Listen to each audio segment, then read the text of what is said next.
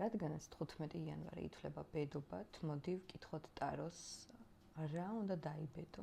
კი ვიცით ახლა ყველამ რა უნდა დავიბედოთ, მთელი ამბები ვიცით, მაგრამ მაინც ვკითხოთ, რა უნდა დაიბედო, ან როგორ უნდა შეხედო საერთოდ ყველაფერს, რომ კარგად დაპროგრამდე. თორე ისი არ არის ახლა დღეს რომ დაგებერტყება ფულები, სიყვარული და ამბები, მასე არ ხდება, ესა ჩვენი სრულები და რაღაცა დამაჯერებელი პროგნოზები, მაგრამ სინამდვილეში სულ სხვანაირად არის ყველაფერი. მოდი ვნახოთ. როგორ უნდა შეხედო ბედობას და ხუთიანი პენტაკლი. იცი რა არის პირველ რიგში ნახე რაც გეუბნება ტარო, ბევრისთვის ახლა არის ძალიან ემოციური და კრიზისული მომენტები, როგორც ფინანსებში, ასევე გულში და სულში.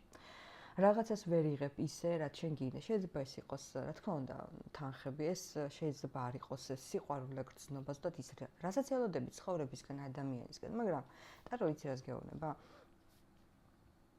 ეს მოვა. თითქოს ეს კრიზისი, რაც არის, თუნდაც ფინანსებში, თუნდაც სიყვარულში, ურთიერთობაში, ეს უნდა გადაილახოს. ამას აქვს თავისი ლიმიტი, თავისი დრო, მაგრამ ისე მოულოდნელად მოვა შენთან შემოთავაზება, ისე მოულოდნელად მოვა შენთან ის რაც არ მოდიოდა, ან ის ვინც არ მოდიოდა, კი. აი უცებ რაღაცნაირად რომ გაათავისუფლეთ თქვენი მოლოდინიდან, რაღაცა გამბლოკვა ხდება. ამიტომ ნუ გეშინიათ ნუ რაფრის და ნუ შეხედავთ, რომ დღეს შეიძლება არაფერი არ არის, დღეს თქვენ შეიძლება მარტო გრძნობდეთ თავს, ან ადამიანთან გრძნობდეთ მარტო თავს, რაც ყველაზე მეტად საშინელება. ამიტომ ყველაფერი იქნება კარგად, უბრალოდ ნუ დაპროგრამდებით. მაქსიმალურად ეცადეთ, ნუ დაპროგრამდებით ისე. ნელ-ნელა და კუსნაბიჯებით ყველაფერი წავა სტაბილურობამდე.